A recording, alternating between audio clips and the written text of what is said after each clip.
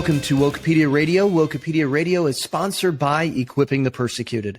Galatians 6:10 says, "Therefore, as we have opportunity, let us do good to all people, especially to those who belong to the family of believers." Equipping the Persecuted fully embodies this verse as they aid and equip some of the most persecuted of the household of faith in Nigeria. They give physical aid, spiritual training. They set up alarm towers to alert of dangerous invasions. They build schools and orphanages in Nigeria. If there is a need for the persecuted Christian in Nigeria, Equipping the Persecuted meets it. You can partner with this worthwhile mission and find out more at equippingthepersecuted.org. Once again, that's equippingthepersecuted.org. I'm your host, Pastor Sam Jones, and in today's episode of Wokepedia Radio, we're going to look at the subject of pietism. Now, if you don't know what pietism is, that's okay. You are in luck. Just sit back, relax, and listen. Don't get too relaxed, though, because if you're driving, we don't want you to crash or anything like that. Keep your eyes open. But we are going to define and what pietism is and warn you about the dangers of pietism. And we want to hear from you. So you need to email us at contactwokepedia@gmail.com. Once again, it's contactwokepedia@gmail.com.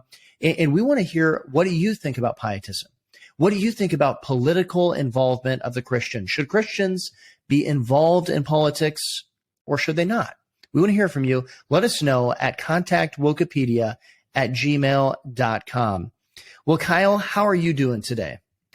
I'm doing pretty good today, Sam. I'm excited I'm excited for this episode because, frankly, I'm surprised we haven't done this episode yet. This is pretty foundational to Enemies Within the Church, the film, but it's also foundational to understanding a lot of the errors that we're seeing. So I think this is going to be useful, and I think it's going to be a fun episode. So I'm excited. Yeah, it's funny that you say that, 'cause, well, we're talking about, hey, what are we going to talk about here for this radio show? We ended up talking about pietism, and we're like, whoa, we haven't done an episode on pietism yet. And as you mentioned, it's really foundational to Enemies Within the Church. And of course, do you want to tell our audience just a little bit about what is Enemies Within the Church? So Enemies Within the Church, a film we released a year ago at this point, which is exciting.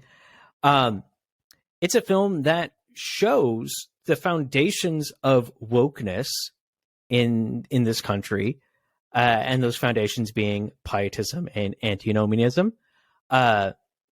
which honestly a lot of people don't expose in wokeness. They just go to the Marxism angle, but you really got to understand the errors, because again, in the church, what are the theological errors that are kind of underpinning this?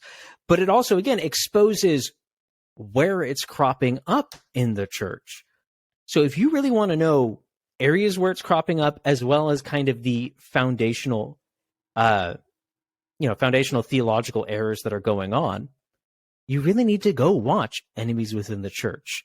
And it's easy to find, enemieswithinthechurch.com, and you can get yourself the film, and you can be a little bit more prepared for confronting the errors when you're seeing them creeping into your church, into your denomination, into your small group, into wherever it is, because these errors are on the move. Absolutely. They are on the move. And I mean, wokeness is growing. And so we do need to continue to combat wokeness, and we need to continue to combat it and really know where those errors are. And like you mentioned here, Enemies Within the Church totally identifies them. And so go ahead and go there at enemieswithinthechurch.com. And, if you would, we would just ask you that you would go ahead and hit that donate button there at enemieswithinthechurch.com, because that helps keep ministries like this going and growing. Mm-hmm. And we want to continue to go out, and we want to continue to go and grow this ministry, to go and to confront the gates of hell and to pull people back to the authentic, true, orthodox gospel, and really just cast down that fake woke gospel. But as we mentioned, one of these big pillars of wokeness, and one of the big problems, one of the big errors, is pietism. But the question, of course, comes, what in the world is pietism? And I think probably, Kyle, one of the simplest ways we can define pietism is it's the idea that Christians shouldn't be involved in politics or the so-called culture war. Do you think that's a pretty simplistic idea of describing what pietism is? I think that's a good, quick and dirty explanation of the modern expression of pietism. The pietism that you're going to run into in your daily life is going to fall into that definition. Right. And it's, I don't know, it's one of those things that I just kind of laugh about a little bit when I think of reading these definitions, because it just seems so ridiculous to me. Why wouldn't a Christian be involved in the culture war? I mean, why wouldn't we care about the culture? But we'll kind of hold off to answer those questions here for everybody in just a minute.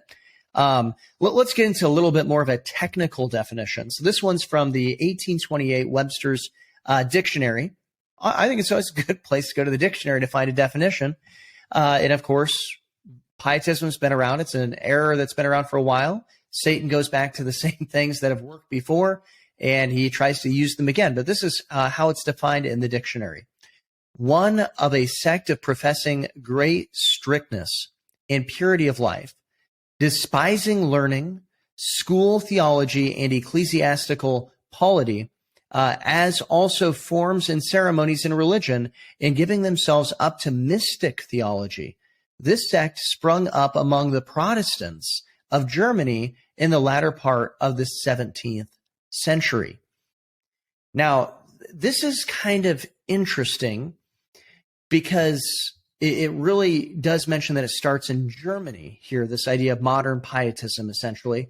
And it does. We're not going to get a whole lot into this, but it comes from Frank and also Jacob Spener, Philip Jacob Spener.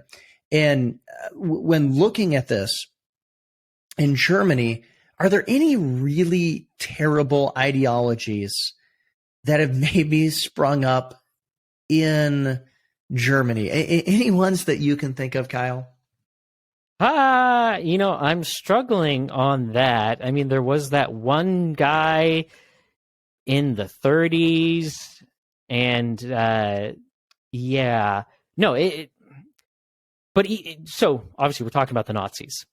Right. The Nazis capitalized on that, but German leaders established a history of, we like these pietist people. Mm-hmm. They don't speak out against us. Right. And that's one of the things that's really important to understand about pietism is that in Nazism, I believe Germany was something like 95% Lutheran when Hitler took over Germany. I mean, incredibly Lutheran, people who would identify as Christians. Well, how in the world can Nazism come out of a nation that is people who identify as Christians? I mean, strong Christians, they're people who they wholeheartedly believed in their Christianity. Well, the answer is ultimately pietism, because what pietism does is that it makes Christianity so that it is privatized. It's the practice of separating the sacred from the secular and practicing a privatized Christianity. In fact, I think probably the most well-known phrase that would just summarize pietism simply is the phrase separation of church and state. Keep Christianity out of politics. What say you, Kyle? Well, I'd say definitely, and particularly, because I'm sure we'll talk about a tiny bit here, but I'd say in particular, the way that people use that phrase in modern terminology, especially encapsulates pietism. And it goes into, another thing. What are the two things you're not supposed to talk about? Religion and politics. Right. Why? Because they want people ignorant on politics and policy, and they want their religion to not say anything about politics and policy. So you're not supposed to talk about those, particularly not together. Nowadays, it's changed. Nowadays, you're not supposed to talk about religion and conservative politics. You're allowed to talk about liberal politics all day because you just redefine them as being a social issue. Right. Yeah, it's ridiculous. And on the American front, that whole separation of church and state, it is something that gets just flaunted all the time. I mean, I've heard that Oh, if I had $1 for every time that I've heard that, let me tell you, I would be really giving George Soros a run for his money here.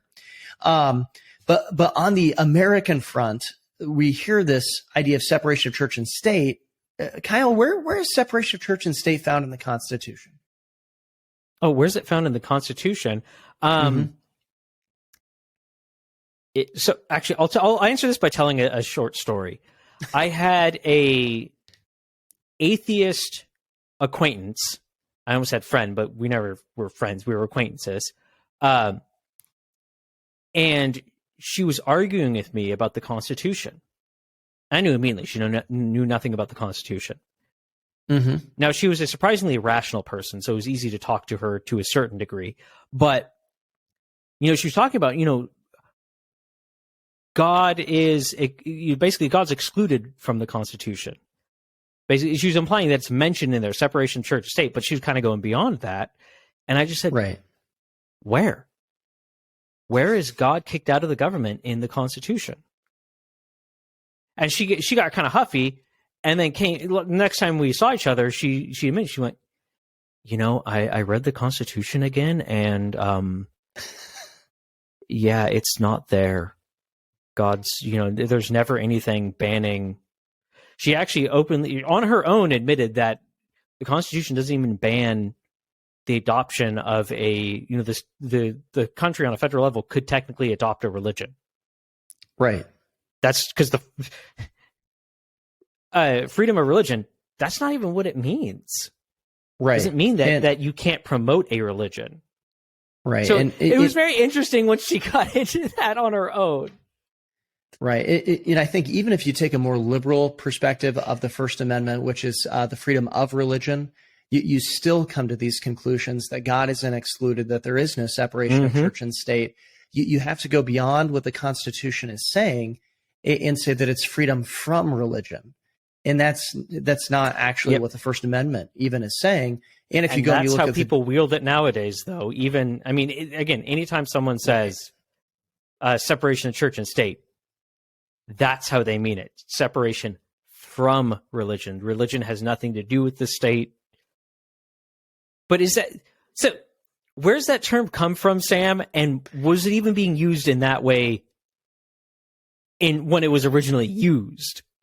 No, it wasn't. Where this really comes from is Thomas Jefferson received a letter from the Danbury Baptists, and the Danbury Baptists, they were concerned because Baptists, they fled from England to come to the United States. Many Baptists fled from England to come to the United States in order to have freedom of, not freedom from religion, but freedom of religion, and so that there wouldn't be a state-run church in that idea of like the Church of England. So to kind of really understand this, to put it in perspective, I'll tell just a quick story of how we got the impassioned speech from Patrick Henry of "Give me liberty or give me death." So what inspired that speech was that he comes out and he rides into town and he goes and he sees a man being whipped mercilessly at the stocks, and he goes and he says, "What did that guy do?" And it was a Baptist preacher who had refused to go and getting a license from the Church of England to preach. He said, "Look, I don't need a license to preach. I'm going to exercise my religion. I've got individual soul liberty. That's a Baptist distinctive." And so he came out and he preached that. Well, that preacher actually ended up dying. That pastor ended up dying from being whipped by not having a license to preach, because he said, "I don't need to be sanctioned by the state to preach, because then the state can control what you preach, or if they don't like what you preach, they take that license away." And that's what inspired Patrick Henry to go into to give that passion speech of "Give me liberty or give me death." But we're not a Christian nation or anything like that. No, we definitely are. And so the Danbury Baptists were concerned that we were going to have the Church of England in America, or the Church of America, or something like that, that it would be a state-controlled church. And so they were voicing these concerns to Thomas Jefferson, and Thomas Jefferson responds, assuring them, saying, "Look, that's not going to happen. That's not the goal of what we're going to do." And thus it builds a wall of separation. But his thing was saying that it's going to keep the state out of the church's affairs. He never said it in the context of keeping the church out of the state's affairs. Which something that shocks me. I mean, let's not go into the whole issues of that 501c3s bring up. Right. Where, you're not, now you can't talk about politics. But yeah, I don't check a tax code before I preach a sermon. But it is worth mentioning that the exact thing that Thomas Jefferson was warning about now functionally in so many ways exists in this country, where the state has so much control over the church. And what did 2020 show us? It showed us how much control they actually have. So it's ironic that the true separation of church and state has been eroded in this country, yet the opposite, which is not a negative thing. The church should be influencing government. If it is truth, if God is true,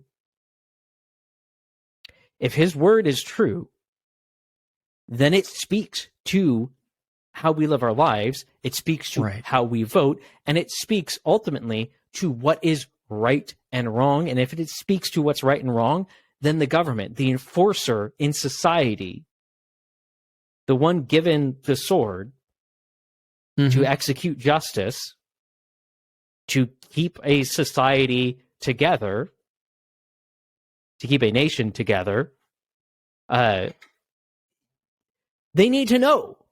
They need to know who is evil and who is good. Right. And if they're not getting that information from Christians, they're not getting that information from God's word, well, they're getting it from something else. And what that something else right now says is that it is good and right to murder your baby. Right. Or, even in a recent decision from, the Senate voting, that gay marriage is okay, that it should be codified, protected from the Supreme Court. One of the interesting thing. Oh, sorry, what was that, Kyle? No, I'd go on a rant. I'd go on a rant. Let's get back to pietism. Yeah. So one of the interesting things about the definition in the 1828 Webster's Dictionary is that it starts off in the positive. It says, one of the sect professing great strictness and purity of life. That's a good thing. And it's interesting because I think it's important that we distinguish between or contrast pietism with piety, because even in the definition from the 1828 Webster's Dictionary, it starts off with a good thing, purity of life. That's a good thing. And it's saying that really it comes from piety, hence why we have the word pietism, but it goes beyond that. And the next thing that it says in that definition really starts to get into the negative, where it says despising learning. We all know that despising learning, that's a bad thing. But what is the difference between pietism and piety? Well, again, pietism is something. Well, piety. I almost switched those two there for a second. Piety is a good thing. We should be pious people. Why? Because we should be righteous people. We should be people transformed by the gospel. We have been saved. We were dead in our sins. Now we're alive in Christ. No longer are we a slave to sin, but we are now a slave to what? We're a slave to righteousness. If we are a slave to righteousness, if we are bound to righteousness, then we should act in a righteous way. We should have a pious devotion to God and his word, and it should be expressed in our life. And now, tell me if this is a wrong way of putting it, but you could define pietism as the fruit of the Spirit expressed in one's life. Piety. Piety. No, I did it. Oh. Yeah. Yep. But no, you're exactly right though. That is being pious, is going and expressing the fruit of the Spirit in your life. But then the problem is that when you contrast that with pietism, it's hiding that fruit. And of course, when you when you hide that fruit, what happens? Well, it overripens and it becomes rotten in people's life. Oh, I realized a brilliant framing device that we should use for this episode. We should have started off by playing This Little Light of Mine. We definitely should have. That would have been epic to go to start off with This Little Light of Mine. One of the first times I was introduced to this term pietism was from our good friend Matt Truella, Pastor Matt Truella, and he really described it this way, that pietism, the pietists, they go out and they say, well, all we do is preach the gospel. And you'll hear people say that. All we do is preach the gospel. And then he goes and he says, well, that's not true. Because as soon as the potluck comes around, nobody's just out to going to say, let's just preach the gospel. Well, friends, we just preach the gospel. We can't go have that fellowship. Oh, no. They want to go and have that fellowship. To put it even to a more spiritual realm, oh, hey, let's pray about something. Nobody ever stands up and says, oh, hold on. No. We just preach the gospel. They don't do that. Whereas in the pietists, whenever you come and you say, look, let's go and confront evil in the public square. Let's go and take God's law to the public square. Tell our rulers and our magistrates what is right, what is good, what is evil. Go and tell them these things. They'll go and say, oh, stop. No. All we do is preach the gospel. And it's just not true. Churches don't just preach the gospel. Christians don't just preach the gospel. We're called to do more than just preach the gospel. Now, the gospel is important. We're supposed to preach the gospel.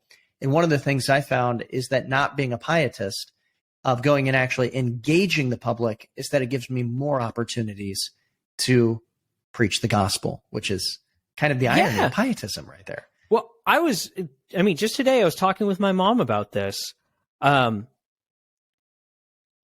way you conduct yourself in your daily life will have an effect on your ability to preach the gospel, both in creating opportunity, but also in creating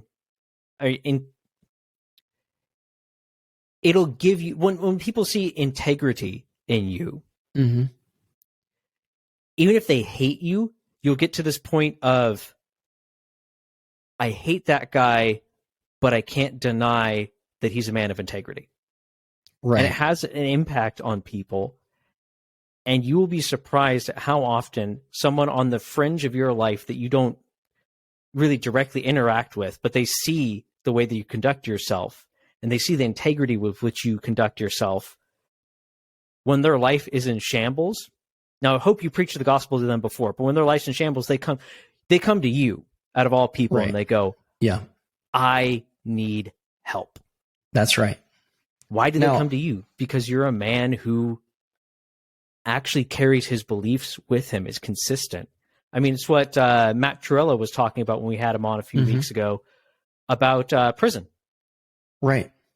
And it's worth it, and it's an opportunity. And they, him going to jail for standing against abortion, how he had the respect of the vast majority of people there, because when they're there for sin and he's there for standing up for someone else,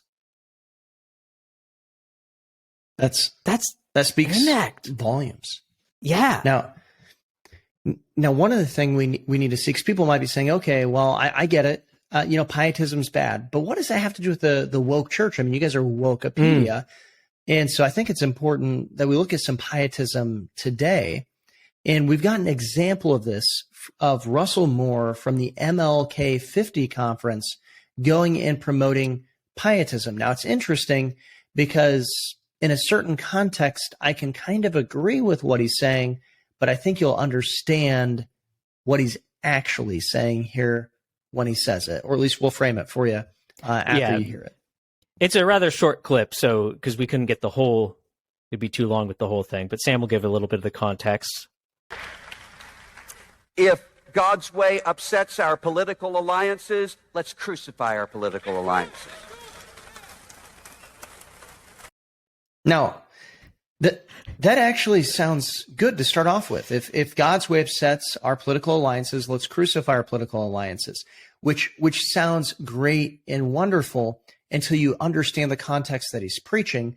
he's preaching at the MLK 50 conference, which is supposed to be this big evangelical thing. And of course, it's getting ready to go into to vote. And who is he talking to? Well, mostly registered Republicans, and it's in the MLK 50 conference.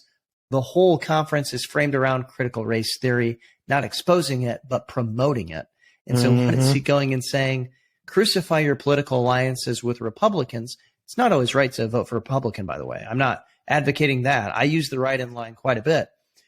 But I can tell you it's never right now to vote for a Democrat looking at where the Democrat Party is. And what he's saying is that you need to go and to get right with God, go vote for those who are going to promote critical race theory. That's ultimately what he's implying. Yeah, I mean, when you put it in its context in the framing, he's saying, you guys are, I mean, they were openly telling everyone there that, you're all a bunch of racists for being white. And, if you don't crucify your political alliances, and he's talking about your right bring your conservative political alliances, your Republican political alliances, then you're just perpetuating racism. Right. Now, we're running out of time. So let's play that Piper clip, because I think that this will be really important to understand pietism today within the church. Because it will so contaminate the preaching of the Word of God that you will be known as a political animal, or a partisan animal. And as soon as this church is known, or this pastor is known for being mainly a political activist or a partisan in the political activism, I think your prophetic authenticity goes down. We want to be able to stand and say to Republicans or Democrats, black and white, the truth. And the only way to do that, I think, is being careful about not being too politically entangled. Now, go for it, Kyle. Well, I have a question. Yeah.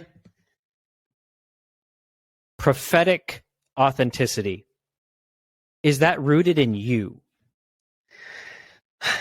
No, I mean, it's not. I do agree with him that it has a lot to do with being able to speak truth to both Republicans and Democrats.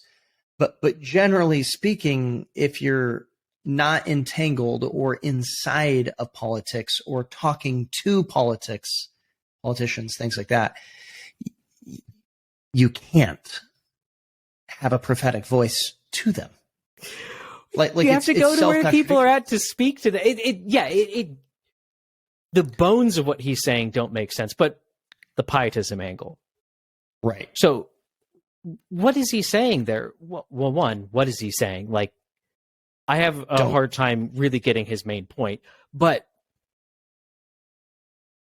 he wants us to stay out of politics as Christians, keep our Christianity out of our political life. But isn't that how we get babies dead? Like, it hurts my brain. Well, and he's saying, do this to stay pure. Once again, that's right there is pietism, right? But then he's going and appealing to a mystic. It's just, we're going to magically have a bigger prophetic voice. There is no actual substance behind this. It's just boom, poof, going to happen, which is that mystic part of it. There's a lot more to that mystic part of it, but that is a mystic part of it. It's that appeal to just trust it.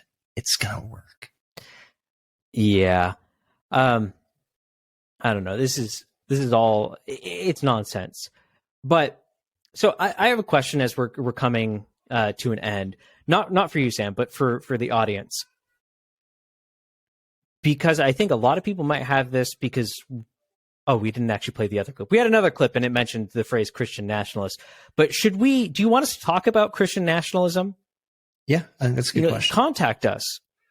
Contact Wokepedia at gmail.com. Again, contact Wokepedia at gmail.com. Or if you're watching this on YouTube or Spotify or wherever else it is, if it allows you to put comments, comment there. Let us know, because there's both a true and an erroneous side to that as well. But we want to get you that definition. So if you're interested, if that's something that you're curious about, you're hearing about, and you want to catch that, contact us. We'll help you understand that as well. Yeah, contactwokepedia@gmail.com. Well, that's all we have time for. So thank you for listening to Wokepedia Radio. Remember, Wokepedia Radio is sponsored by Equipping the Persecuted. Go ahead and email us at contactwokepedia@gmail.com and keep standing for the truth.